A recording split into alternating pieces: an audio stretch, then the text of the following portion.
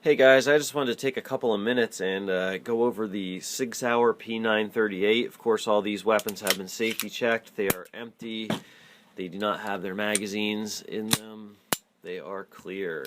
So before we get started, I wanted to show you just a little size comparison. This is a 3.5 inch, what you consider the officer size if it were a Colt 1911.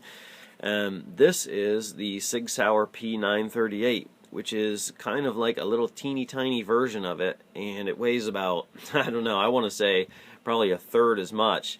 This one's chambered in 45 ACP. This is chambered in 9mm.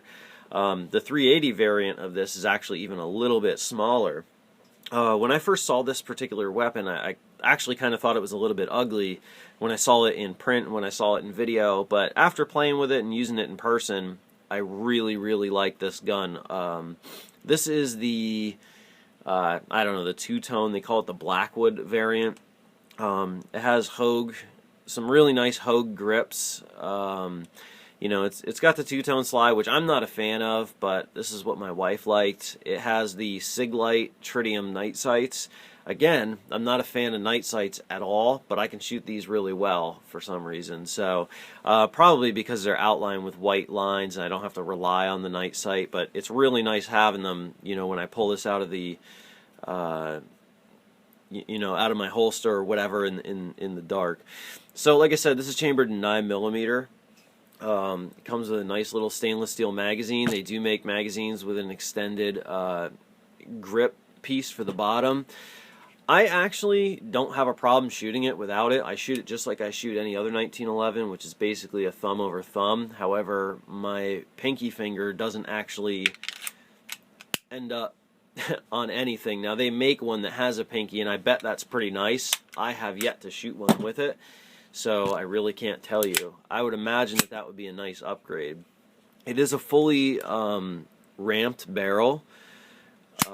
It does not use a link and locking lug in the top of the barrel. It's actually like free swinging, more like a Glock or, well, a Sig. And it is a single action trigger. So this is a gun that you would carry cocked and locked if you would be inclined to do so. The safety, the controls, ambidextrous, which is very important to me, having issues with my hand. You know, I can carry this left-handed no problem because it is an ambi-safety. For a lot of people, they wouldn't want the ambi-safety. For me, it's a great thing.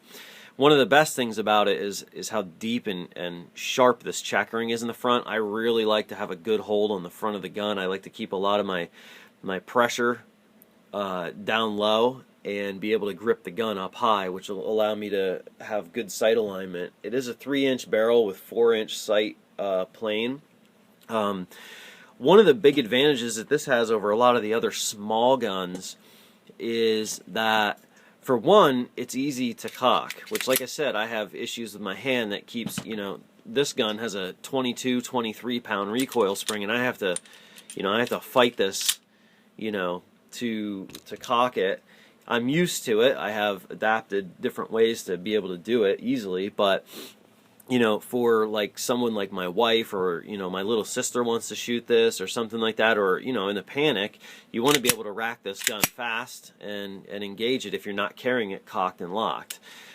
One thing about this gun is you can actually put the safety up, which is interesting because on most 1911s, like on this gun, if the hammer is cocked, you can flip the safety up, but if it's not, you can't.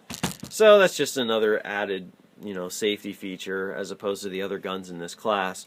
Another gun in this class that I would highly recommend is the Smith & Wesson M&P Shield, which is the single stack variant of the M&P series, which I also really like. I tend to like my hammer weapons as opposed to my striker fired weapons, but honestly, for cover, you might be better off with the Shield because you can carry it, you know, with the safety on, ready to go, and as opposed to cocked and locked. That's a preference thing. I don't mind carrying a pistol like that, but I definitely can see the, you know, concern when it comes to that. Another thing about this gun is that it's very, very accurate. I really was impressed with how accurate it was. The other thing that I was looking for in a small carry gun is to make sure that it had that it did not have polygonal rifling. You probably can't hardly see it there, but this gun does have traditional rifling, which is very nice for me specifically.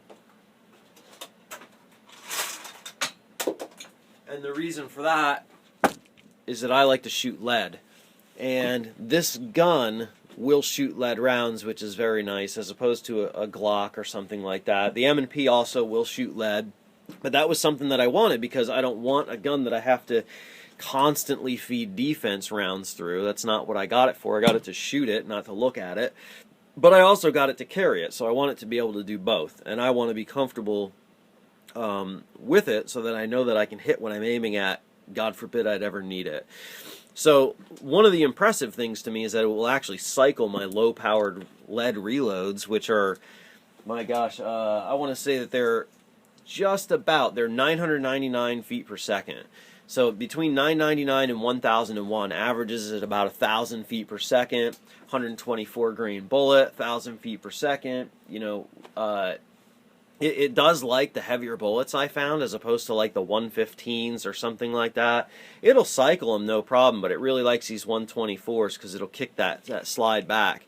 Like I said, this gun is light, but the recoil is very, very manageable. For such a small and light gun, I was really impressed at the controllability. I would say for me, this gun, the Shield, those are some of the two best in class that I've gotten a chance to use.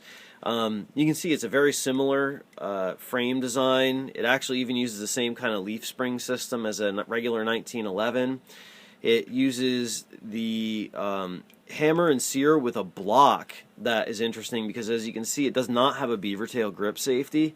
I don't know why there's duct tape on here, but it doesn't have a beaver tail grip safety. What it has is it has a section on the frame right here. There's a spring plunger that pushes down and actually acts as the disconnector on the trigger bow. So one thing that's interesting about this trigger is that it's not a straight pullback like you would see on a regular 1911. It's actually a curved trigger, but it doesn't seem to bother me for some reason. And that's usually my main gripe with non-1911 full steel weapons. It uses traditional recoil spring. It uses a like I said, it's not a typical locking lug like you would see on the bottom of a 1911 here. So it doesn't use the swinging link. It uses the built-in one like you'd see on a high-power Browning design, like you'd see on, you know, that's adapted to Glocks and things like that of today, or Berettas. Well, a little different than a Beretta. It does have this, you know, almost like a Series 80 style disconnector up in here that will act as a firing pin block. Why you'd need that, I don't know. I guess it's because people are dumb and they like to sue over everything these days, as far as, you know, oh, I didn't know the gun was going to go off when I pulled the trigger.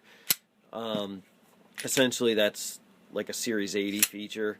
That also acts, strangely enough, as the ejector for this gun. So it's got an external extractor, which is also a little bit different than many 1911s. Now, you know, Sigs, Kimbers, those being the exceptions for using external extractors, as well as a couple other 1911 manufacturers. But this gun's a great little shooter. It shoots fantastically. You know, it did need a little bit of a break-in to pound a bunch of different kind of ammo down its throat to kind of get it working real nice. So I would never advise just taking a gun out of the box and carrying it, but that's my personal preference anyway. I pounded a whole bunch of ammo through this thing. It runs lead like a champ, which is my favorite. Like I said, the trigger's a little bit strange on it, but it does take a little bit of getting used to, but it's nothing crazy. It's not like shooting a Kel-Tec or something like that. Let me do a trigger pull on it here once. It's a heavy trigger. It's just under 8 pounds, but as a carry gun, I can shoot it well enough that doesn't interfere. And I don't know, I really, really like the 938, so I would highly recommend it if you're looking for something small, light, reliable, and you know, just an overall very nice, well-made gun.